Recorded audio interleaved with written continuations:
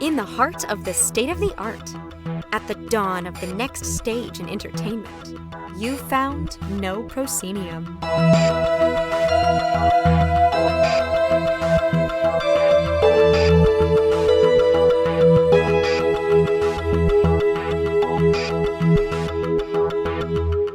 You have indeed found No Proscenium, the voice of everything immersive. I'm your host, Noah Nelson. This week on the show, it's a special spooky season edition of NoPro. We're kicking off our coverage with a visit to the Ghostlight, the new venue in Hollywood that will play host to the return of Creep Los Angeles this year.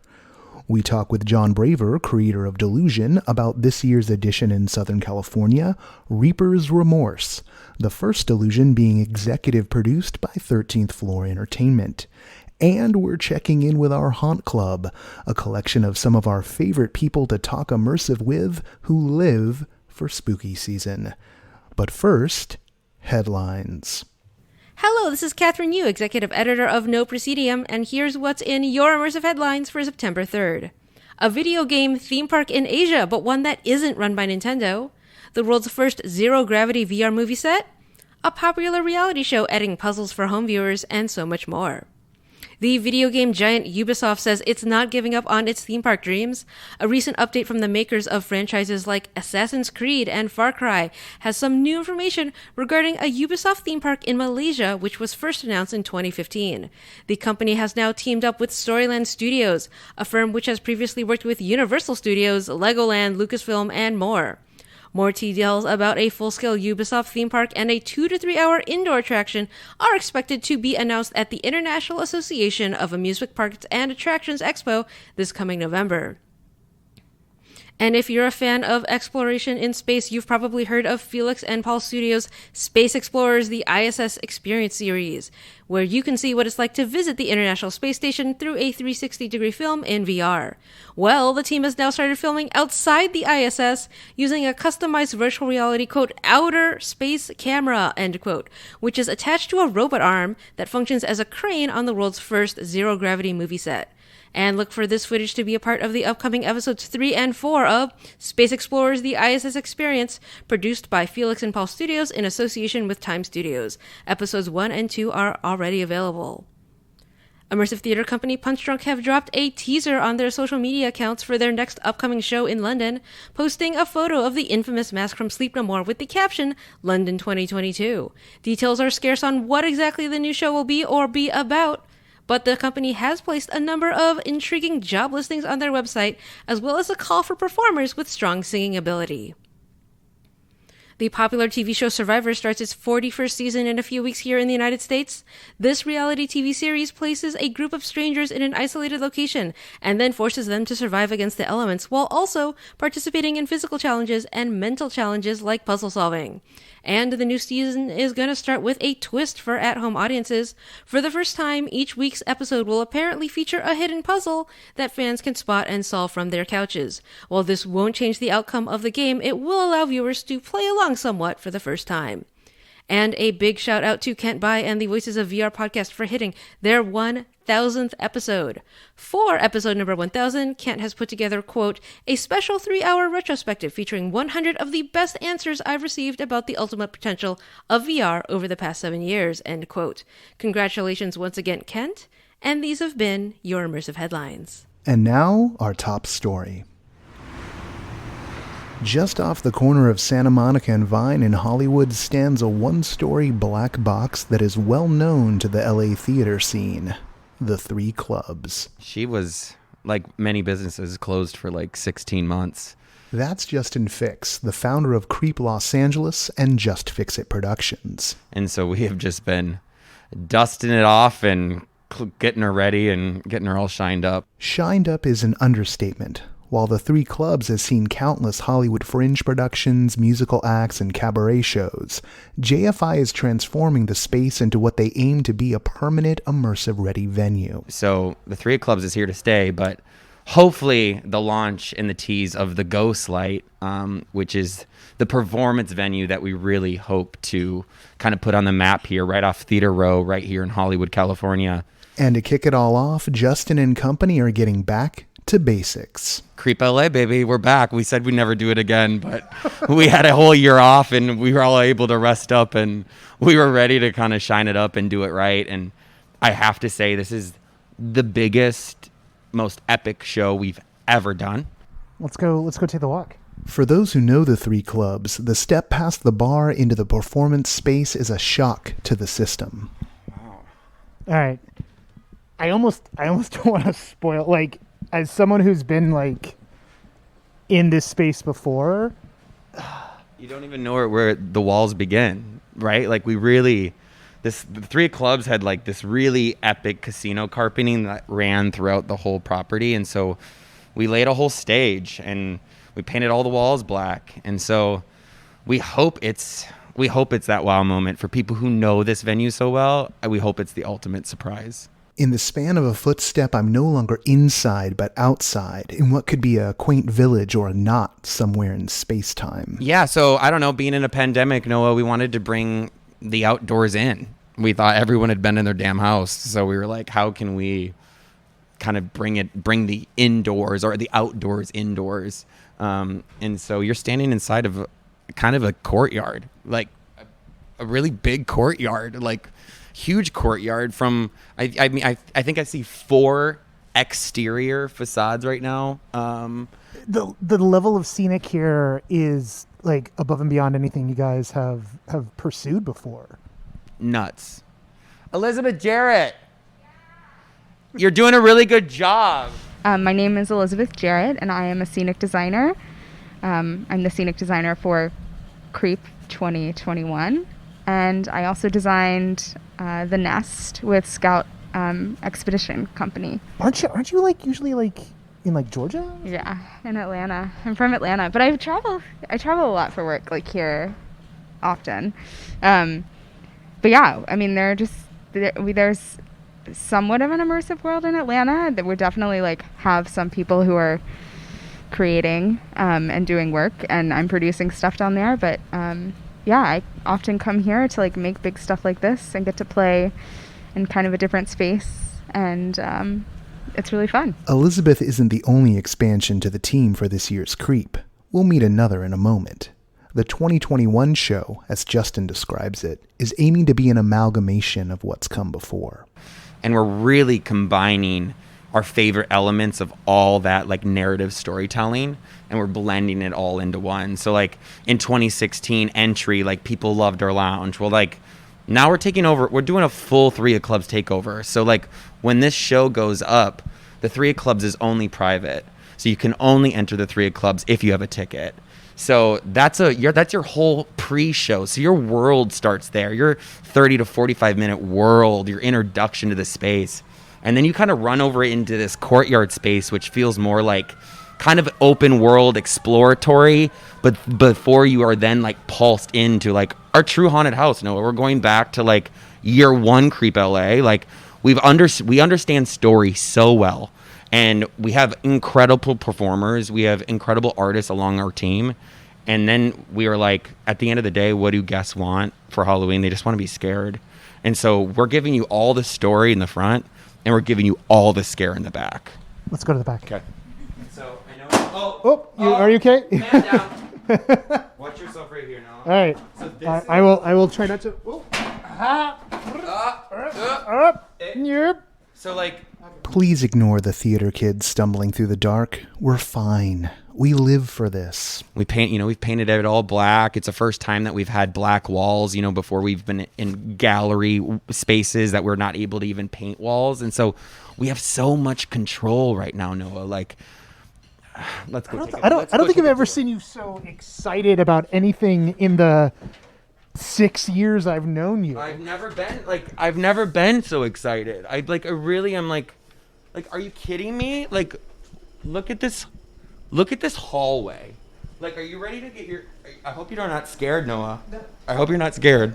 We're walking in the dark. We're literally watching in the pitch dark. I promise you'll be okay. The only thing is I try to make sure I get your voice. Oh, wowzers. Isn't this cool? Jeez. I know. There's a cord here just to watch. Okay, I'll watch my footing.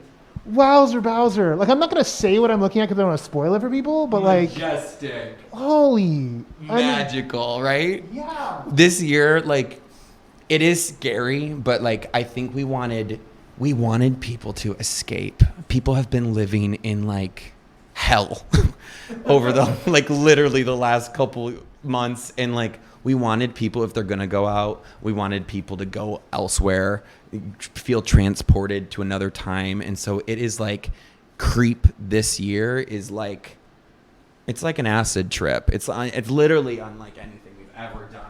My God. The back half of the show takes us through parts of the space I never knew were there in the 10 years I've been coming to the 3 clubs. Around one corner, we find another new addition to the 2021 team. I am Aurora Persichetti, the Haunter Queen. Aurora is bringing a new dimension to this year's show. I've been doing home haunts for like probably the past 5 years. I started like Murder House Productions. We've just done like fun little pop-up kind of storybook haunts, like 10 minutes, very much like Halloween Horror Nights. But yeah, we're implementing like all the kind of like triggered scare effects into this specific experience. Actually, like this scene we're standing in right now is like super like scare effects heavy. So it is. Yeah, this is like fog blasting in your face, loud noises, like sensory haunt stuff. Like that's sort of what I've specialized in, I guess, is like really just like the timed sounds with the lights that create that like theater in the scare of it, you know, and just support like the actors and the sets and everything. I ask her what her favorite part of this year's Creep is going to be. The elevator. Literally. Like there's a lot, but let me just pick like there's an elevator part in this, and the elevator. The elevators are my everything because of the Tower of Terror, and the Tower of Terror is my favorite thing. It is here I will note that the 3 clubs is a 1-story building. Mysteries abound. Like so many immersive horror attractions in Southern California, Creep Los Angeles has developed a loyal following, one that has even garnered the attention of celebrities. It's not unusual to see an Anna Kendrick or a John Legend stepping in or out of the sexy, spooky, scary world the company makes. But while Hollywood glitz might be part of the package, anyone who's worked on a set knows that glamour starts with an undercoat of sweat. Are you sure it's going in here? That's what she said. Okay, cool. Okay. Oh. Woo. Move now. I know, I'm gonna have to turn it around. Oh my God. Are you kidding? Let's I'm gonna set myself set your end down, yeah. This is the glamorous side. You definitely would never hire us as a moving company, that's for sure. The people's shit would be destroyed. Helping Justin move that couch was his husband, JT Swearchick, co-founder of JFI Productions, who articulates the big picture of the Ghostlight venue for us. We'll get it up and ready, and we'll put on a show, and we'll do some great things. But when we invite other people to come in here and also do that, and audiences will just constantly know that the Ghostlight at 3 clubs is producing great work, no matter whose it is. I think that's what's kind of special, and hopefully this will live on for years and years and years and years and years and be the space that everyone knows the artists come to play, come to see a great show, come have a great cocktail, and never know what's playing, you know, at the time. Just keep checking in to see what's playing at any particular time. It's the kind of space the immersive scene in LA has been waiting for, but it does come at a difficult time. The events industry is reeling from the ever-changing nature of the pandemic. Yet the 3 clubs has been haunting this part of Hollywood for 3 decades, and with a little help from the spirits, the Ghostlight might just be around for the decades to come. Tickets for this year's Creep LA go on sale September 15th. Yeah. We had this whole place cleared out to paint the floors today, Oh and my then God, we yeah. just like, Shit, how am I gonna do that? I don't know. It's gonna be another late night. Yeah. If you want to catch tickets to Creep, visit creepla.com. We'll drop more of our walkthrough of the venue after the show is up and running in our Patreon backer exclusive feed. Get access to that at patreon.com/noproscenium.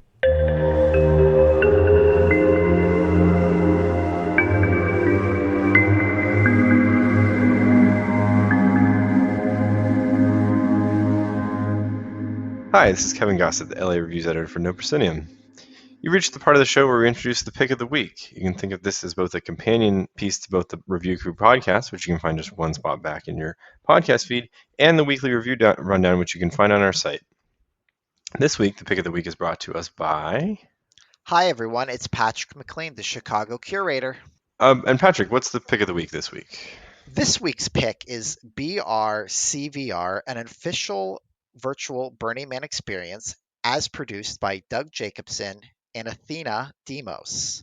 It is currently available to anyone. This is a free experience, as all is required is a Microsoft account when logging into AltSpace VR, which, to be very clear, you do not need a VR headset. This is something that can be experienced from your desktop, and it is currently running through September 7th. And Patrick, what makes this the pick of the week? What I think makes this pick of the week was what I briefly touched on, is that this is available to anyone. If you have a computer, whether that's a laptop or a desktop, you can simply sign into AltSpace VR and you can be wandering the digital dust as quickly as you can say Burning Man. It is a really cool experience to either do by yourself or with a group of people, because what I think is really cool is that you're able to wander around and really take part in the Burning Man experience without actually being there. There is a lot of cool digitally created artwork, whether that's photography that has been uploaded, whether that is, metallic or wooden structures that really have a wonderful sense of size and scope that require you to even look up to admire. But then I think it's a really great place to simply wander around and explore and get the most of what the digital frontier has to offer in that sense, because even when I'm logging on into the hub world, you could just hear a cacophony of different voices, both English speakers and those who are not, have clearly made the pilgrimage to this digital frontier to experience Burning Man as best they can here. And I think it's really wonderful that there's also all of these cool hub worlds. And what I mean by that is that there are places throughout the virtual experience where you can step into a blue little hub and you're transported to a specifically built environment that allows people to play around with and engage with certain things, or simply wander around and just experience, whether it's a digital recreation of something from Burning Man or whether it's something that you couldn't do at Burning Man. Like, a really cool experiences I've done is I've gone to the Eiffel Tower, I've gone to Stonehenge, I've wandered through a house of playing cards. There are so many cool ideas and worlds that digitally capture the essence of Burning Man. And I think that's a really cool concept. And there's so much to do, whether you're by yourself, as I said, exploring, or with your group of people, and you can interact and have a great time. Thanks, Patrick. Of course. Thank you. You can tune in to the Review Crew on Wednesdays at 5 p.m. Pacific in the Discord, or like we said at the top, in this very podcast feed.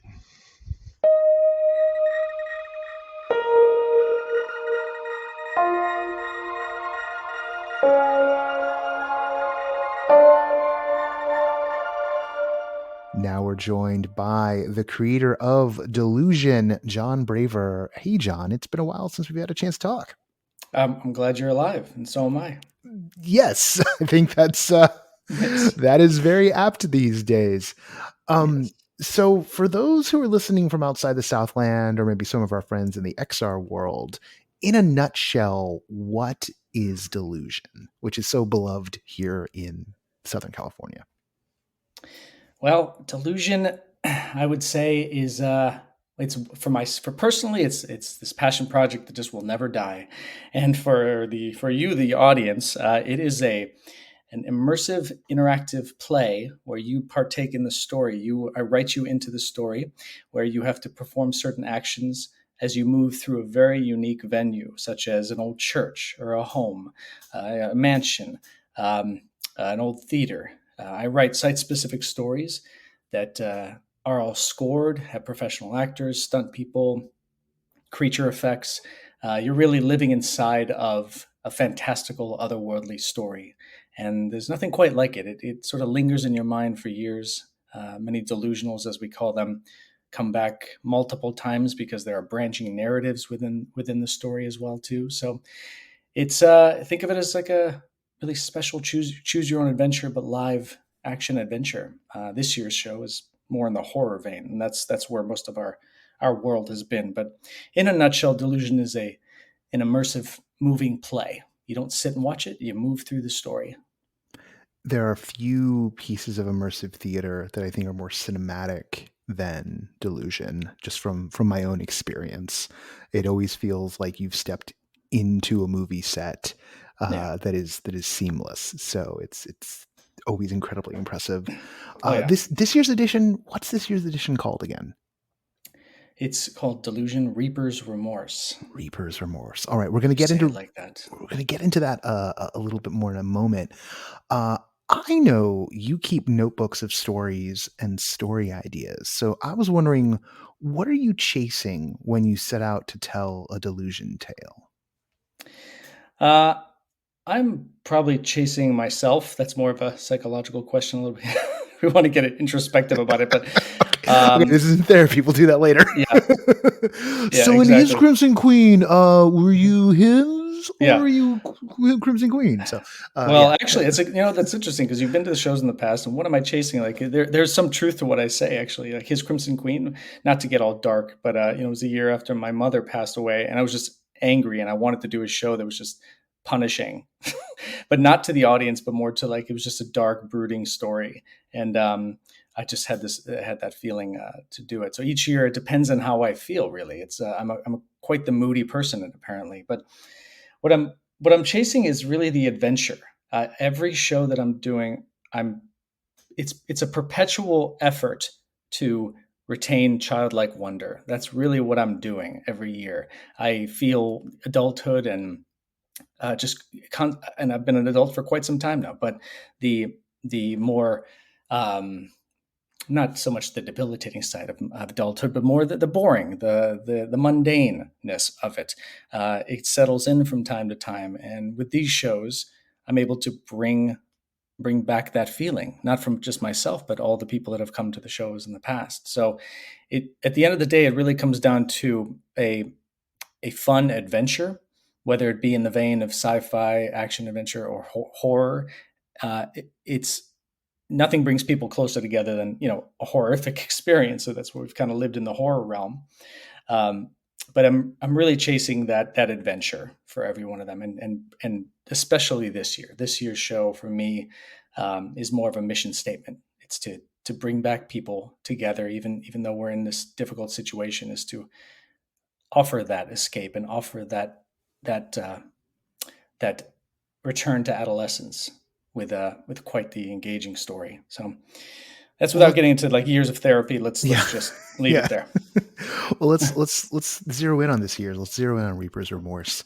What is on tap for this year's edition of Delusion? Because for those, we've hinted at it a little bit, but like over the years, his Crimson Queen was like a Hammer horror film come to life, and The Blue Blade was this time traveling adventure. What is it this time? Well, after Blue Blade, after that sci-fi adventure, I knew right away, even during the show, I knew that when we come back, even if we come back, it was tentative. I knew that I wanted to do a horror show and try to make it the most terrifying one I could write. Why did I want to do that? I just felt like every other Delusion fan, I felt like we needed to get back to our roots. I felt like we had to have that energy again. So like you said earlier, I have these stories, but they have to fit the venue. I don't put a triangular block in a square hole. It's got to fit properly. So with Reaper's Remorse, it all came about when I ran across a venue out in Pomona. I actually ran across it a couple years ago. It's this beautiful Second Empire mansion that reminded me of some of the older Delusions. I felt it wasn't the right time for a show there in my life, and it just stayed in the back of my head. So I got reintroduced by it from a location manager, and late last year. And after I saw it, something spoke to me about it. Something about this place being a museum of different artifacts out in this industrial complex surrounded by the world that's evolving all around it. But this thing still remains timeless. And there's a train that passes behind it. It's very haunting. Passes every 3 or 4 times every hour.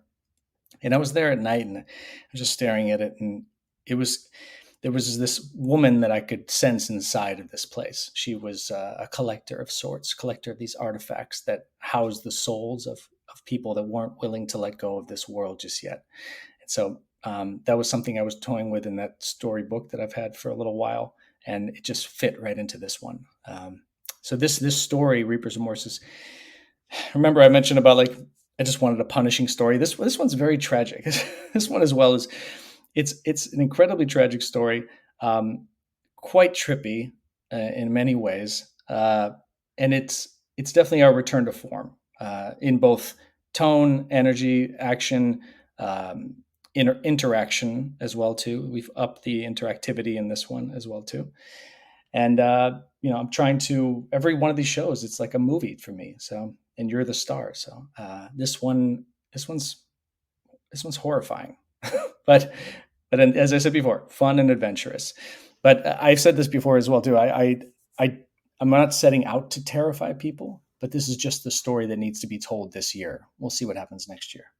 Well, and you've teamed up with 13th Floor, who have a lot of haunted houses actually kind of across the West. How's that relationship come about, and actually what is their relationship to Delusion? Like, I know they're like, are they like now the executive producers, or what's, I'm confused is the wrong word, but like I'm curious what the structure is, because I know Delusion is your baby. You said it yourself. It's a passion project that you just keep coming back to, and now you're also a creative director at 13th Floor. So how does that all fit together?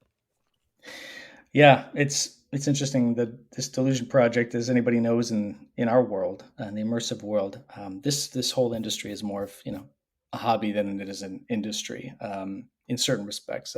Perhaps some of the larger XR, VR outfits can sustain themselves with heavy financing and all that. But when it comes to this type of theater, it's harder to sustain. So Delusion's squeaked by every year. Yes, we've sell out the runs, but it's been difficult to just sustain. But there's much value in this type of entertainment, and we've seen it with activations from large entities, larger companies doing activations for marketing purposes.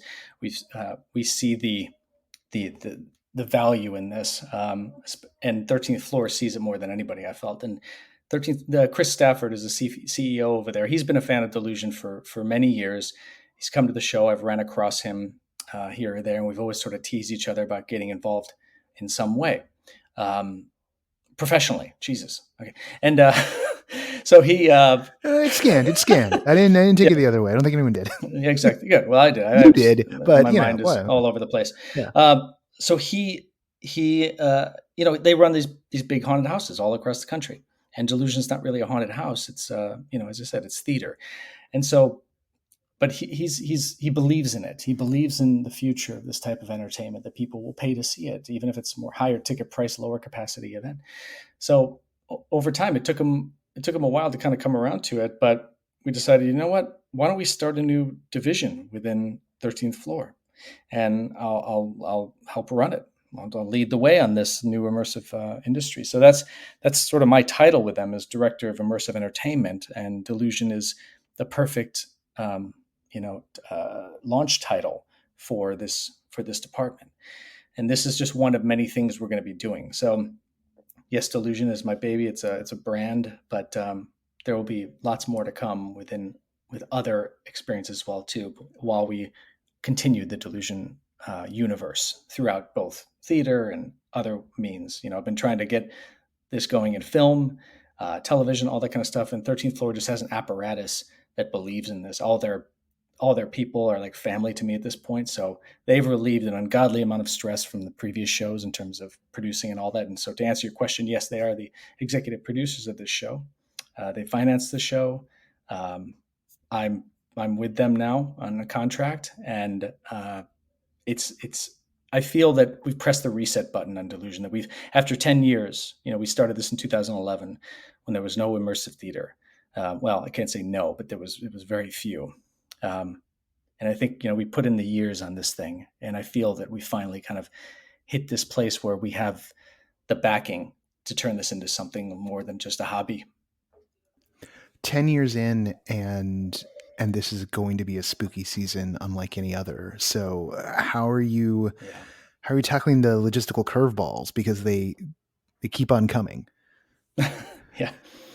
Well, I have other people to tackle the logistical curveballs now. I'll answer that in a few ways. That is something Chris and I have had many talks about. He's like, we're bringing you on for you to focus on what you do best, write and direct these shows. And so don't worry about anything else. And so that's where my head's been. But I've been traumatized by being a producer on my shows for many years. So I do stick my head in many different places when it comes to logistics. But that said, yes, the logistical hurdles include everything that anybody who's put up a theatrical production have encountered. It's the same stuff with us. Everything from venue to even budget. Budget. Yes, they have the financial backing, but budget's always an issue. We have to prove ourselves this year with them as well too, because we're not getting thousands of people through every night like one of their haunted houses. But yeah, logistically speaking, it's a lot of it depends on that foundational issue of the venue. So we found what I believe to be the best Delusion venue yet for many, many reasons, not just story, which is which is what we're known for, but it's logistically speaking, it's the location. We have no neighbors, no parking issues, no permit issues. We've relieved ourselves of some of the stresses, the major stresses from previous years, to be able to focus more on the creative. And that's how it needs to be, that, or you build a show in a stage where everything is self-contained.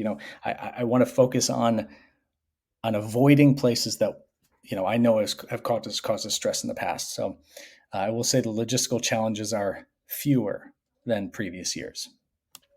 All right. Reaper's Remorse kicks off when again? It's September. Oh my, way too soon. Oh my God, man. It opens September 16th. It's our first weekend. 16 days away when we're recording this. So yes. Yeah. Man, it's crazy. So yeah, we're in the middle of this, well, not in the middle of the build. Things are coming along a little bit faster now. Everybody's in a frantic pace to get this thing up and running. But like all theater, there's opening weekends, there's preview weekends. So be gentle, people. We'll do our best to provide an incredible experience. And I will say I've sort of never been this excited about a Delusion show. I feel like this is a big, I'd say, comeback for us. We want to really put that stamp, get that brand of Delusion out there. And it's something we haven't been able to do in the past just because of, marketing departments and all that. So now with 13th Floor, we can put it out there and start getting lots of new fans as well as appease the old ones. Not saying you're old, but the veterans. No, that sounds old too. Anyway, moving on. Well, John, I know everyone's really glad the show is back this year for all kinds of reasons. So, well, thank you. We're all looking forward to it, and I'm sure that it's going to be a blast. Oh, it is. Yeah, we're doing something new this year as well with the open world format. That's part of this whole process is creating a new format that's both open world and narrative. And I feel that's sort of the future of where we're going with this type of entertainment, to be able to bring in more people, but still retain that intimate narrative structure. So yeah, I can't wait to have everybody out there. If you haven't been, you got to head out. You got to grab tickets because they're almost all gone at enterdelusion.com. A little plug there. I had to throw that in. Absolutely. All right, Jon Braver, thank you so much for joining us on the pod. Thanks, Noah. It's fun.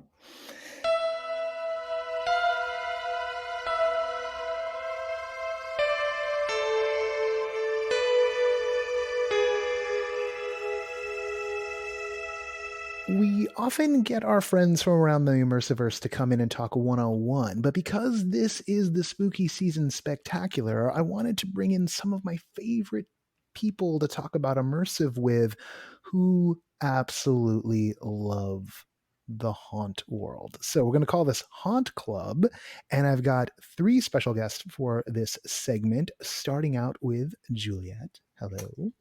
Hey, I am Juliet Bennett Rylah, and I am a senior writer at The Hustle. All right. Also joining us is Jeff. Hello, I am Jeff Heimbuch, and I am the immersive haunt writer for HorrorBuzz. And then from Team NoPro, we have our New England correspondent. Yes. Oh, I thought you were going to say my name, but that's all I get now. I'm Leah Davis. I am NoPro's New England correspondent. Let's start, Leah, actually with you. So you did something wild over the summer, and I kind of wanted to because it's also kind of affected how you're looking at all this stuff these days. So bring it. You know, my summer was pretty chill. I went and did some housework. That was mostly it. No big deal. But I also went to Castle of Chaos's Crucible Extreme Haunt. I recommend Googling that right now if you're listening to this podcast.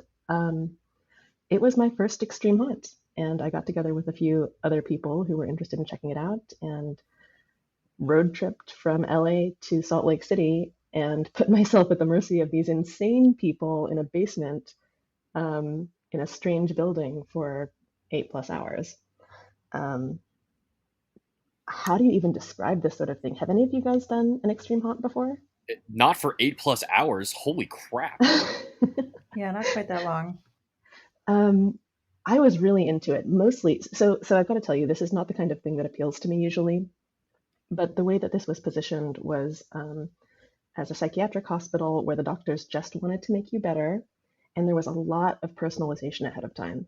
So there were lots of intake questionnaires and lots of like detailed conversations about the things that really terrified you. And I went into this just like so amped up to have somebody pushing my specific buttons. The way that it works is you can choose a level 7 through 10, and each level.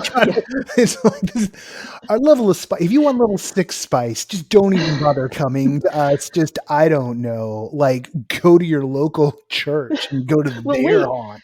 No. You know, that's exactly it though, because Castle of Chaos is just in I'm going to say in quotation marks, a normal haunted house, but they're a normal haunt that advertises itself as a level 5 haunt. So it's extreme. It's the most extreme thing that you could just like walk into. Okay. I dig now. So there's a level 5 and then a level 6 that they also offer. Well, that's a mystery. There's no level 6. Nobody knows where it is. 6? Okay. Where's the mystery? But all right. You choose 7 through 10, and at level 7, the very lowest level, they won't hurt you. They won't like slap you. They won't force you to ingest anything. They will strongly suggest that you take part in the activities, and you don't. There's no level to drop down to. So if you decide to say a safe word, essentially you're out and you will leave the group. It goes all the way up to level 10, where you go in without a safe word. They might shave your head. They will definitely force you to eat things. And it's pretty intense. Most people who go into 10 don't end up making it through the night. What I liked about this, though, was that this stuff all sounded insane, but there were a lot of safety measures in place, at least on paper. So I felt really good going into it. I went in at a 9 for my first extreme haunt. I'm very proud of that. Wow. And yeah, I'm not going to spoil the kind of stuff that went on, but I made it the full 8 hours. 20 or so people went in, 6 came out at the end. It was my group and a group of Latter-day Saint teenagers, so make of that what you will. So what I'm hearing, got nothing on the Church of Latter-day Saints. That makes sense. This just keeps getting better and better. I'm not gonna lie. I want to do this now. 2 of the 6 people who came out were 2 of those LDS kids, so oh my gosh. They were great. But One thing that I was disappointed about, and I hate to say this because I spent such a long time looking forward to this, and ultimately I'm really glad that I did it. It was not nearly as personalized as I'd hoped. And it was also, well, it was psychological. It was psychological in a an exertion kind of way. It was like an endurance test Right. instead of like really pulling at my psychological fears. That's sort of like the vibe I've always gotten off what's been called extreme haunts, is that it's like more like, hey, what if you did Fear Factor for 6 hours straight? Right. And it's somewhere between psychological and fear factor, but there are definitely fear factor moments in there. And you know what? It's cool. I'm glad. I do recommend it if this is your thing. But this season, because of this Crucible experience, I think I'm going to be searching for more ambience.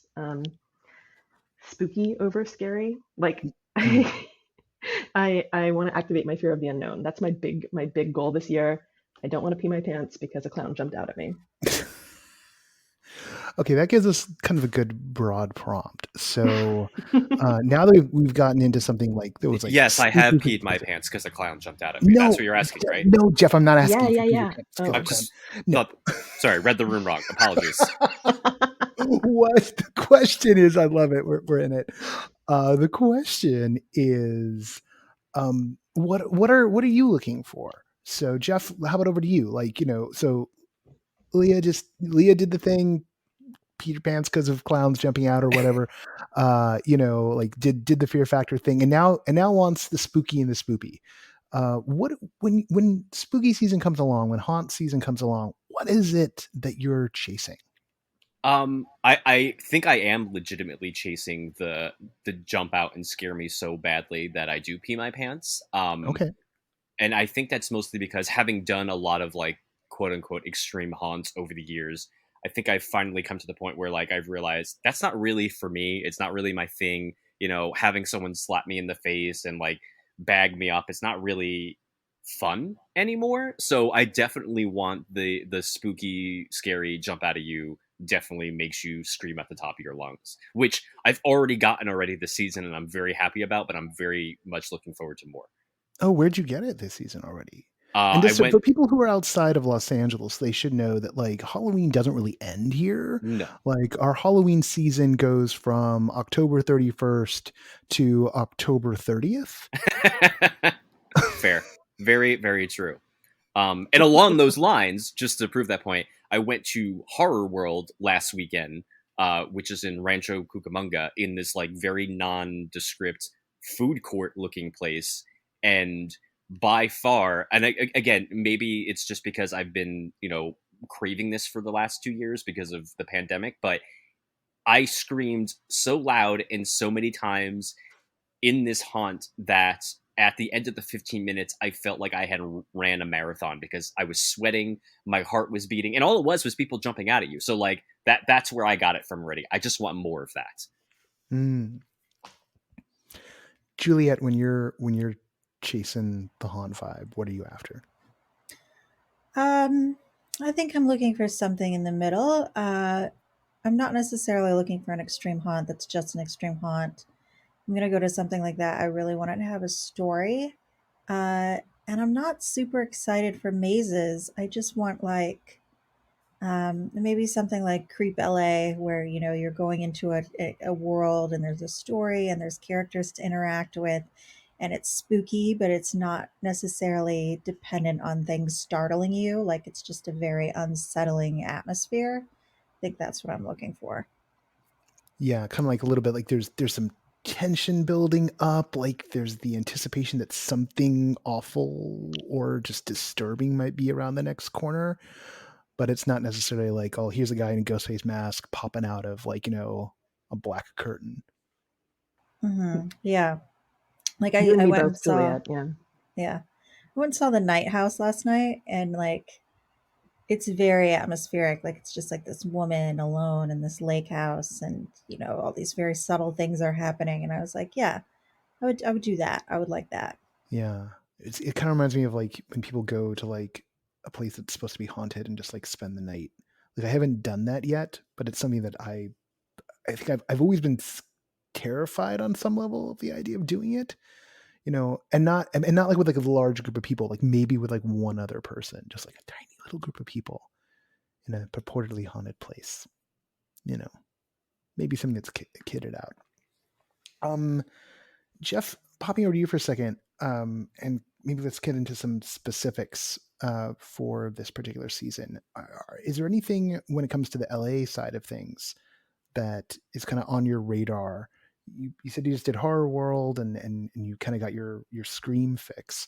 What else is kind of on the approaching menu? What are things that people who maybe, want to pee their pants because a clown jumped out at them, what should they be looking towards?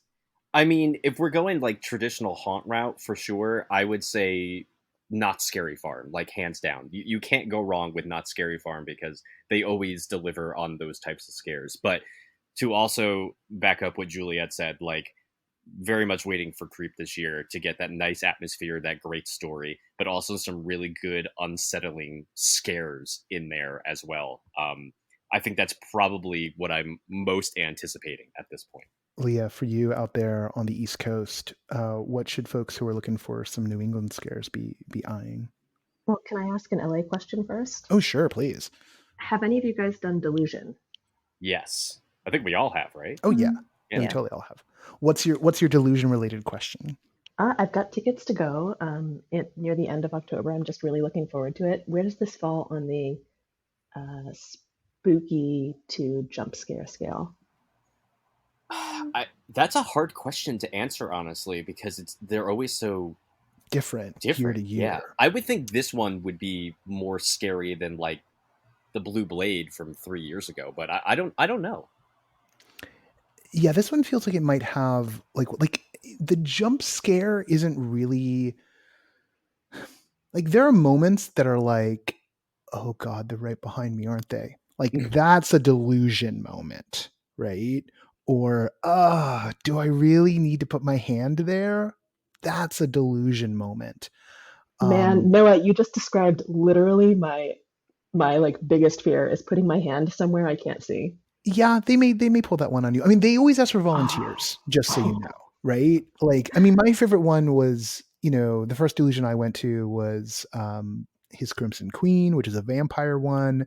It was specifically like Hammer vampire films, so it was just like I was a kid in a candy shop, and there was a moment where, like, to get out of the room, someone had to one of the members of the group had to put their arm through a hole for an actor to feed off of, right?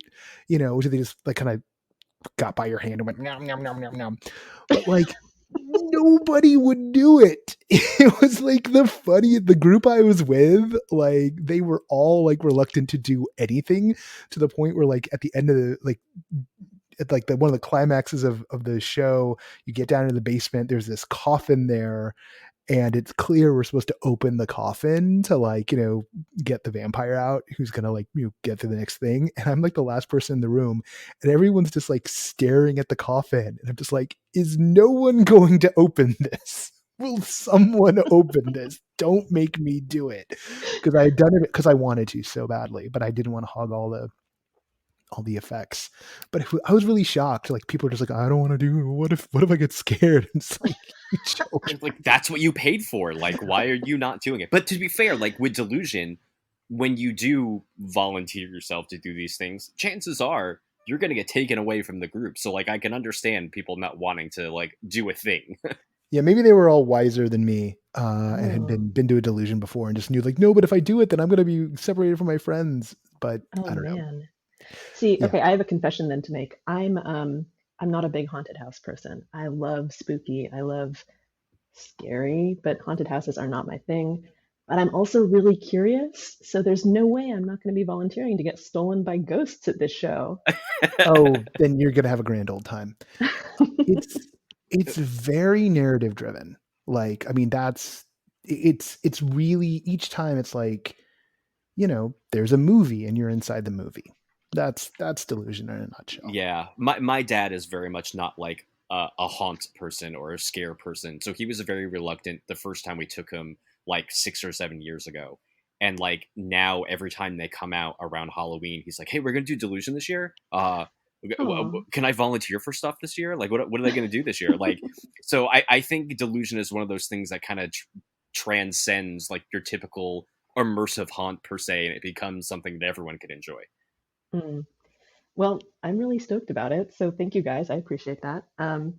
So speaking of narrative driven, the thing that I am most excited for this year is a LARP that I've had on my calendar since 2019 that was canceled last year and is currently planning to go forward with vaccine checks this year. So you need to be vaccinated to come. And the LARP is called The Haunting of Grey Manor. It's done by Reverie Studios. It's being held in a Masonic temple in Cambridge, Massachusetts in October. And let's see here. I've got a blurb here that I'm just so excited about. This is a LARP that will allow you to explore the world of the dead and cross over into it. You will portray a guest invited by a renowned psychic who will guide you into a notoriously haunted manor to discover the nature of its possession. And some of you will never leave. See, that's me. I don't want to leave.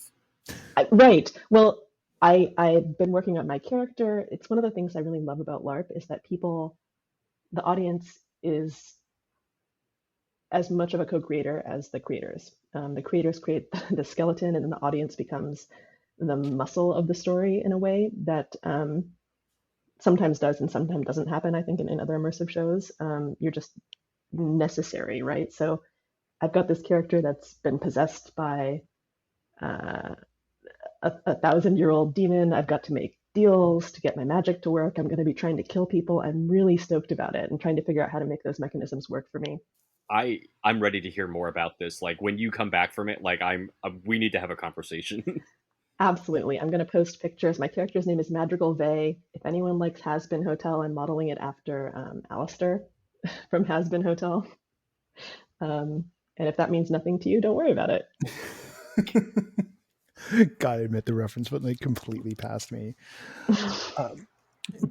Juliet, is there anything on your radar for this year? So far, the only two things I know I'm gonna go to for sure, definitely what Creep LA is doing, the Ghost Light. And I also bought tickets to, I think it's just called House of Spirits. It's like a cocktail thing.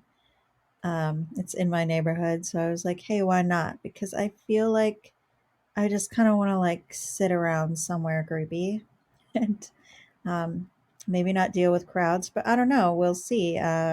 It could come up closer to Halloween, and then I decide I'm just going to go do everything. But so far, House of Spirits was just like, it's like you go to this house and there's different rooms and different characters, and then there's different drinks that you sample.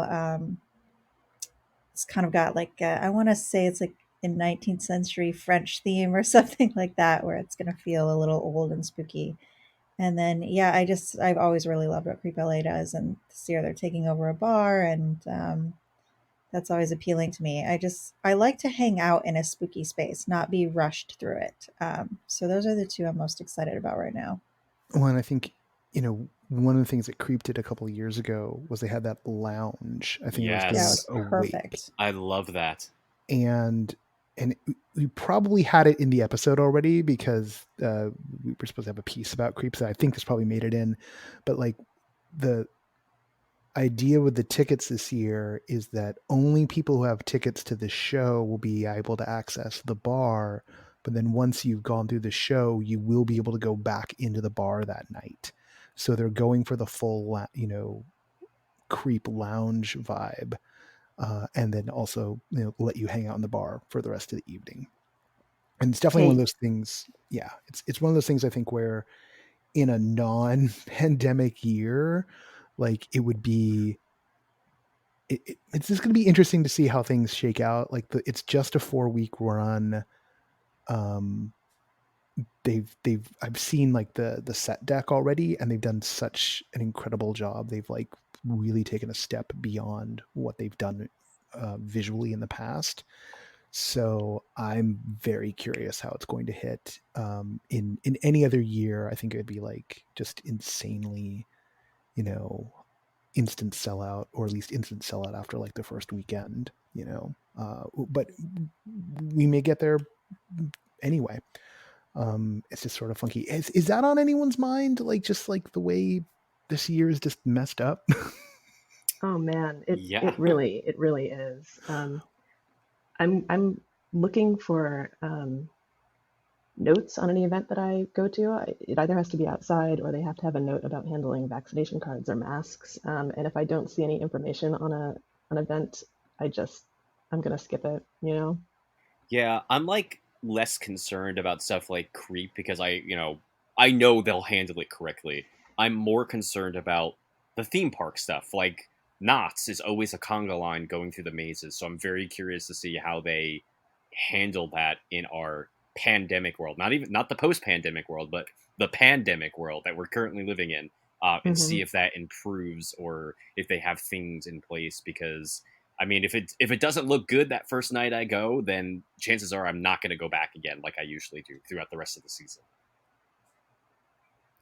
I just have decided that I don't want to sit on public transit for an hour and a half to get to someplace that hasn't even considered pedestrians exist. So that's really going to be my guiding light this year. I went up to a theme park area yesterday and it was just like they had no consideration for how you would leave if you hadn't driven there, even though they have a pedestrian bridge and like a pedestrian tram.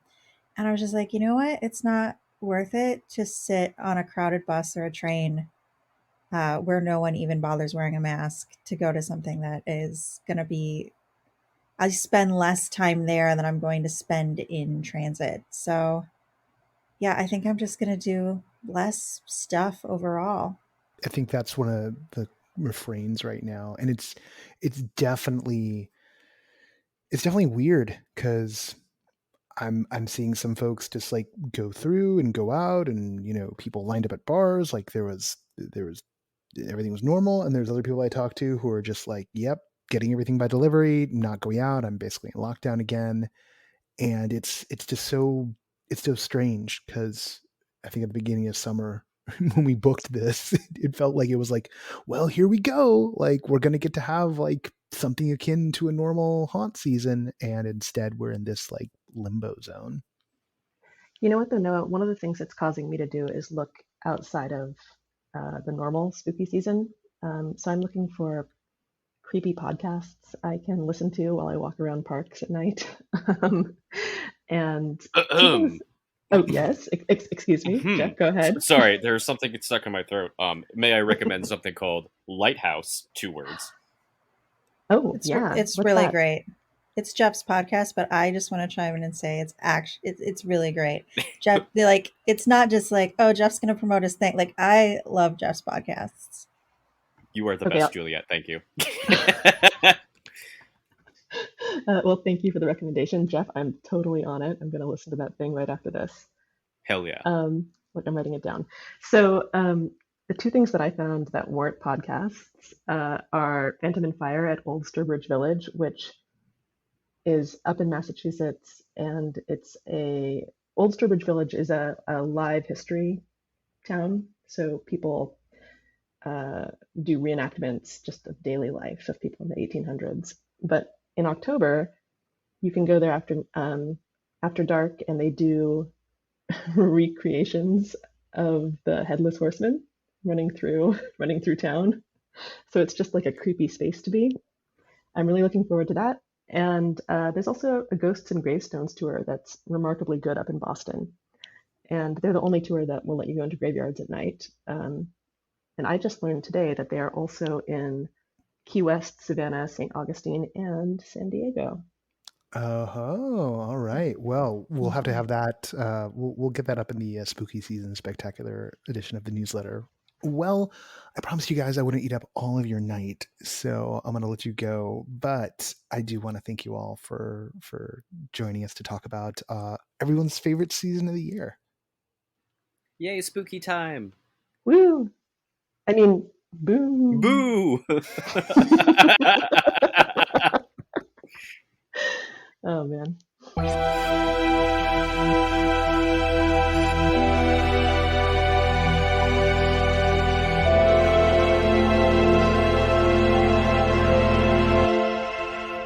And that brings the end of our time this week together to a close. Before we go, I want to give a shout out to our latest Patreon backer, Thomas Meston. Thomas, it's always good to have you back in the mix. And I want to thank David Basuk for jumping up and becoming a sustaining backer of the show. We have more sustaining backers of what we do now than we have ever before. And that is very exciting. And there's plenty of work to be done. All right. If you haven't already, go ahead and check out experiencethenextstage.com to check out what's coming at the January Next Stage Summit in Pasadena. That is coming up. We did a big round of announcements last week, and we've got some more announcements coming next week. And indeed, for those who held badges for our 2020 event, you're going to be able to secure streaming passes starting next week. All right. We've got a banger of a show coming up next week. We have Zach Morris and Tara Okan from Return the Moon, which is presented by Third Rail Projects. We've also got, I'm looking at the thing right now, Immersive 101 will be back. I just held it this week because I knew this week time was going to be long. We've got an amazing conversation with Paul Zach, who is a neuroscientist who will be taking us into some of the science of immersion. That one we've had for some time and just been waiting for the right moment. So now I've committed to it. So Paul, for getting it on the show, I swear. And of course, headlines. And like I said, 101 will be back. And we've got a fun beat check lined up next week. So come on back next week when we'll have even more. Let's do the credits. As I mentioned, the sustaining backers of No Proscenium, who you can join at patreon.com/NoProscenium, are Ari Herstand, Brittany, Deborah Robinson, Elaine, Emily Gillette, Jay Bushman, David Basuk, Lonnie Hanson, Paul Farnell, Mark Baltazar, Samuel Mustry, Sydney Guillory, and Jan Budman. Thank you all for being the backbone of what we do here at the Immersive Experience Institute and with No Proscenium. Our associate producer is Parker Sella. Music for No Proscenium is by Chris Porter of the Speakeasy Society. Special thanks to Siobhan O'Loughlin for voicing our intro. Kathryn Yu is the executive editor of NoPro and handles our headlines. And the NoPro podcast is written, edited, hosted, produced, and mixed by yours truly, which means all the mistakes are mine. Until next time, I'll see you at the show.